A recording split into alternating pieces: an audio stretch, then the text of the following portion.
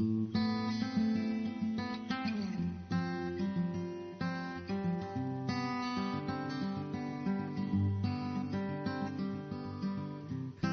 this session, we're going to be talking about stimulants and why they could be keeping you overweight. But does this sound familiar to you? You reluctantly crawl out of bed, head for the kettle for a strong cup of tea or coffee, maybe light up a cigarette, have some fast-releasing sugar such as jam on white toast, and up go your blood sugar and your adrenaline levels, and you start to feel normal, ready to face the day and to go. Or do you lie in bed and you think about all the things that have gone wrong, could go wrong, will go wrong? You start to worry about everything you've got to do, you haven't done, you should have done. And after about 10 minutes, you've got enough adrenaline pumping through you to get you out of your bed. If either of those scenarios sounded a bit familiar to you, then potentially you're caught up in a vicious cycle of stress, sugar and stimulants, and they all negatively affect your mind, your mood, your body. And stimulants, they promise an instant energy, they make you feel good short term, but for every high there is a low. So regardless of whether you add sugar to your drinks, whether you go for that cup of tea, the coffee, the energy drink, whether it's stress you rely on to get you going or cigarettes, sugar, your adrenal glands are releasing a combination of hormones, and that's dopamine and adrenaline. Now, their job is to give your body the resources that it needs to get you out of trouble if you're in danger. The adrenaline is your fight or flight hormone.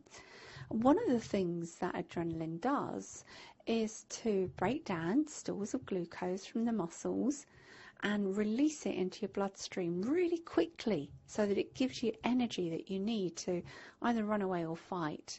And of course that raises your blood sugar levels. But most of us are not in a life-threatening situation. We're not using up that hit of sugar in the bloodstream, and so insulin is released and it takes all that sugar back out of the blood, and we know where it dumps it: fat stores. I remember a book that was written a few years ago called Pure, White and Deadly, and people would at first glance think so it was talking about heroin, but it wasn't. It was actually talking about sugar. Dr. Candace Pert is a research professor at Georgetown University in Washington, and she says, "I consider sugar to be a drug, a highly purified plant product that can become addictive. And relying on an artificial form of glucose, so that's sugar, to give us a quick pick-me-up is analogous to, if not as dangerous as, shooting heroin." So sugar hits the pleasure receptors in your brain, and it gives you a very short-term buzz, sense of satisfaction, of enjoyment, but of course it's purely empty calories that actually don't feed your body, and it will set up cravings for more sugar or a feeling of hunger because your body hasn't had what it needs and your blood sugar levels have dipped too low. But what are the other problems with excess sugar? We know that sugar is actually acidic in the body despite its sweet taste, and it can cause premature skin aging. It can increase your risk of type 2 diabetes, but importantly, that acidic effect damages your artery walls. It creates little holes, and your body has to use cholesterol to patch those holes up. And that, in turn, means that the blood supply to the heart can be reduced, and it can lead to heart disease. So your immune system can get sluggish because the white blood cells literally get sugar-coated. You imagine a sweet like a Smartie, and imagine the chocolate inside is a white blood cell or even a red blood cell, and it's got that hard candy coating around it. And it means that the nutrients that are needed can't get in there and the toxins can't get out. But too much sugar can lead to hyperactivity because there is that quick burst of energy before the insulin kicks in. And of course, candida, it's a yeast overgrowth. If you've ever made bread, you know that yeast needs sugar for it to develop. And candida in your system absolutely loves sugar. And that can lead to thrush, both oral or vaginal thrush. Fatigue is a consequence of too much sugar. As I mentioned a moment ago, those sugar-coated blood cells, particularly your red blood cells, can't get hold of the oxygen that is needed to fuel muscles, and that can leave you feeling really tired. But it can also interfere with your brain chemistry, leading to anxiety, irritability, and of course to gum disease and tooth decay. So where does all this sugar come from? It's not just the sugar that we add to our food. It's in sweet foods, but it's also in savoury foods. It can be in white bread, rice, pasta, pastry, cakes, sweets, biscuits, chocolate. Those are places where we might expect to see sugar, but crisps. And I've seen sugar in tomato ketchup, brown sauce, ready-made gravy, in soups. You've got to be very, very cautious about the sugar that is hidden in food. And it's really by far better to choose whole grains and less refined foods so that you make sure you reduce the impact of sugar on your system. And of course it goes without saying, dump the cakes and the sweets and the biscuits and the chocolate because your body doesn't need them. If you turn to page 33 of your Nutrition Success Formula book, you'll see there is a grid which we're going to use to help you to break stimulant addiction. We're going to call this day 1, and I would suggest that along that first line you write down how many cups of green tea or coffee, how many fizzy drinks, how many bars of chocolate or pieces of chocolate you have, how many units of alcohol, and how many teaspoons of sugar that you have. And which substance, if any, do you have in one form or another several times a day?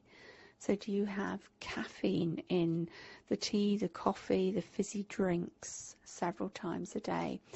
Think about what you use as a pick-me-up to get you out of bed in the morning or when your energy is flagging during the day. And which one would you find hardest to stop completely for a month? And for some people it is that cup of coffee in the morning. And what I would suggest is that you pick just one stimulant that you use frequently and just ask yourself, could you realistically cut it out for a month? And if not, what could you reduce your intake to? And you can use the grid in the book to chart your progress day by day. And you'll see at the bottom of the grid on green tea, you want to aim for just one a day. Tea or coffee, just one a day. Fizzy drinks, 1 a week. Chocolate, 100 grams a week. Alcohol, 5 units a week. And added sugar, just 1 teaspoon a week. So this might seem like a bit of a challenge for you, but I will guarantee that if you step up and you take the challenge, you'll be pleasantly surprised at how quickly you'll start to feel better. You're going to help yourself to make this a lot easier if you follow the action plan. So make sure that you're reducing your cravings by following the low GL diet. Make sure you start the day well with a good breakfast. Have your snacks so that you don't get hungry and you keep your blood sugar balanced. There are some multivitamins and minerals which can really help to minimize the withdrawal effects of stimulants. Vitamin C, a B complex, the minerals calcium and magnesium are great. Chromium helps to keep the blood sugar level stable. Make sure you have plenty of fresh fruit, vegetables and seeds. And if you are in the habit of having coffee and tea and energy drinks and diet drinks, then at least switch to the decaf versions to begin with. But I would say in an ideal world, replace them with water or with herb teas. Remember that diet drinks aren't diet at all. They contain artificial sweeteners which encourage fat storing rather than fat burning. Do make use of the sugars such as Total Sweet or agave, much healthier substitutes. And do remember honey is a sugar and it really is best to avoid it at the moment. And if you are very partial to chocolate, switch to having just a few squares of dark chocolate. It is a lot richer than milk chocolate and you'll find that you will eat less naturally. And of course, it's got added value in having antioxidants in it. And remember, the best way to eat chocolate is to just break off a small piece and to let it melt in your mouth. And in that way, you can make it last for anything up to 10 to 15 minutes. And you're going to give your brain all of the satisfaction from the taste of the chocolate that it's looking for. If you are a smoker, then I would suggest balancing your blood sugar before you stop. It's going to help to reduce your cravings and it will make it much easier to stop smoking when you're ready.